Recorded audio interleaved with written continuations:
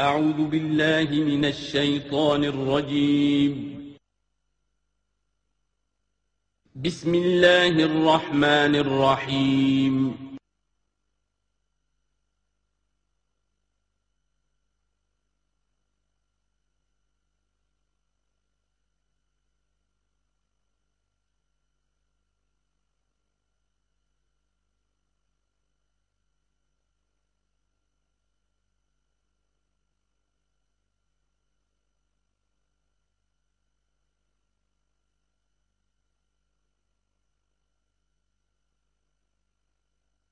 یہ بسم اللہ الرحمن الرحیم. اب یہ سورہ بقرہ شروع ہو رہی ہے. سورۃ البقرہ جو 286 آیات پر مشتمل ہے، تقریباً 2.5 پاروں پر پھیلی ہوئی ہے. ہر شخص جانتا ہے کہ یہ قرآن حکیم کی حجم کے اعتبار سے سب سے بڑی سورت ہے، لیکن یہ معاملہ صرف حجم کا نہیں ہے. نبی اکرم صلی اللہ علیہ وسلم نے اسے سنام القرآن قرار دیا ہے.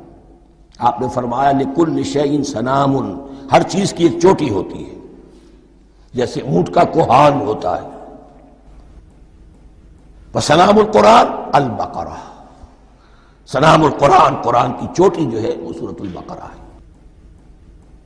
یہ نوٹ کر لیجئے جو میں نے کل آپ کو جو مختلف مکی اور مدنی صورتوں کے گروپوں کے بارے میں بتایا تھا کہ یہاں سے اب پہلی منزل بھی شروع ہو رہی ہے اور پہلا گروپ بھی شروع ہو رہا ہے.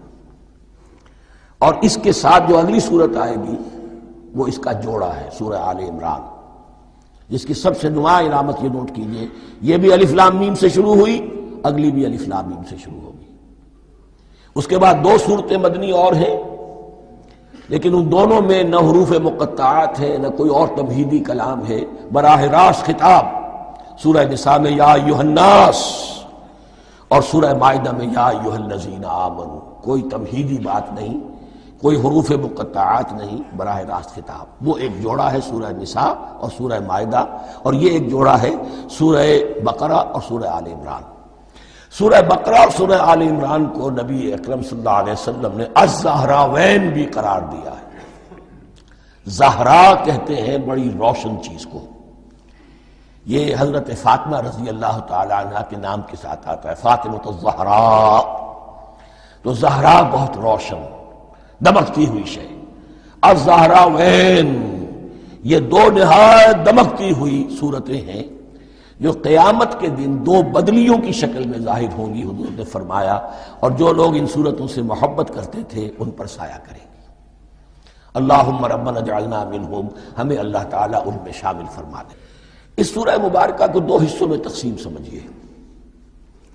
ویسے تو یہ کہ رکوع آئیں گے، پارے بھی بدلیں گے اس میں، لیکن حصے 2 ہیں. پہلے حصے میں اصل روح سخن سابقہ امت مسلمہ سے ہے، یہود سے، بنی اسرائیل سے. دوسرے حصے میں اصل خطاب موجودہ امت مسلمہ سے ہے، امت محمد سے صلی اللہ علیہ وسلم. پہلے حصے میں 18 رکوع ہیں لیکن آیات 152 ہیں. دوسرے حصے میں 22 رکوع ہیں لیکن آیات 134 ہیں. گویا کہ اس سے آپ کو توازن نظر آئے گا کہ اگرچہ ادھر رکوعوں کی تعداد کم ہے 18، لیکن آیات کی تعداد زیادہ ہے 152. دوسرے حصے میں رکوعوں کی تعداد زیادہ ہے 22، لیکن آیات کی تعداد 134. اسی لیے اس کا ایک نام میں نے تجویز کیا ہے، وہ اس لیے تاکہ کچھ حقائق آپ کے ذہنوں میں ان ناموں کے حوالے سے بھی انشاءاللہ محفوظ ہو جائیں گے.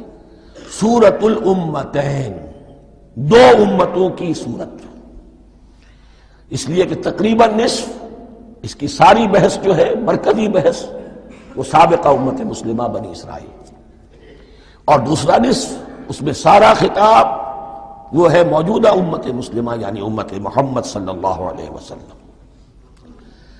اس کا جو پہلے 18 رکوع ہے یا پہلا حصہ ہے، اس کے اندر ڈویژن فردر ہوگی ورٹیکل، عمودی.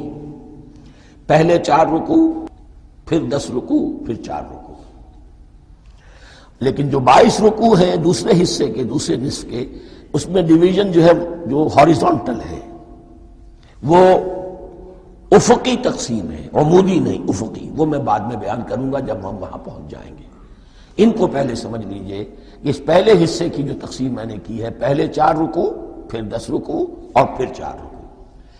پہلے 4 رکوع یوں سمجھیے کہ پورے قرآن مجید کے لیے اس کی حکمت اور فلسفے کا جو حصہ مکی قرآن میں بیان ہو چکا تھا اس کا خلاصہ ہے۔ جب یہ سورت نازل ہو رہی ہے تو یہ تو مدینہ میں حضور تشریف لا چکے ہیں، 12-13 سال جو ہے گزر چکے ہیں، اور ان 12-13 سالوں کے دوران 2/3 قرآن نازل ہو چکا ہے۔ اس میں جو بھی حکمت، فلسفہ اور بنیادی دعوت، یہ جو چیزیں مکی قرآن میں بیان ہوئیں، ان کا خلاصہ نچوڑ نکال کر یہاں 4 رکوعوں میں رکھ دیا گیا۔ اگرچہ ان میں بھی جب گہرائی میں آپ دیکھیں گے تو روح سخن جو ہے وہ بنی اسرائیل کی طرف ہے، وہ میں بعد میں عرض کروں گا، لیکن اضافی طور پر یہ سمجھ لیجئے کہ پورے مکی قرآن کے حکمت اور پیغام کا خلاصہ ان 4 رکوعوں میں۔ پھر 10 رکوع ہیں جن میں براہ راست خطاب ہے سابقہ امت مسلمہ، یا بنی اسرائیل۔ اس کے بھی 2 حصے ہیں۔ پہلے ایک رکوع میں دعوت ہے، بڑا انداز اس کا بڑا پیارا ہے، اس میں دعوت ہے، ایمان لاؤ محمد پر صلی اللہ علیہ وسلم۔ اور اس کے بعد 9 رکوع ہیں ملامت کے، ملامت، تنقید، تم نے یہ کیا اور یہ کیا اور یہ کیا، ہم نے یہ احسان کیے، یہ احسان کیے، یہ احسان کیے، تم نے یہ ناشکری کی، یہ ناشکری کی، یہ ناشکری کی۔ اور اس سب کا نتیجہ آخری 4 رکوعوں میں ہے کہ اب تمہیں منصب سے معزول کیا جا رہا ہے جس پر تم 2000 برس تک فائز رہے ہو، اور تمہیں ہٹا کر اب ایک نئی امت محمد کی شکل میں جو وجود میں آ چکی ہے صلی اللہ علیہ وسلم، اسے اس پر فائز کیا جا رہا ہے۔ اور اس کی علامت کے طور پر اسے میں کہا کرتا ہوں کورونیشن، تاج پوشی۔ ایک امت معزول، دوسری امت اس کا نصب ہو رہا ہے، اس کی تاج پوشی کے لیے سمبل، علامت کیا ہے؟ قبلہ تحویل۔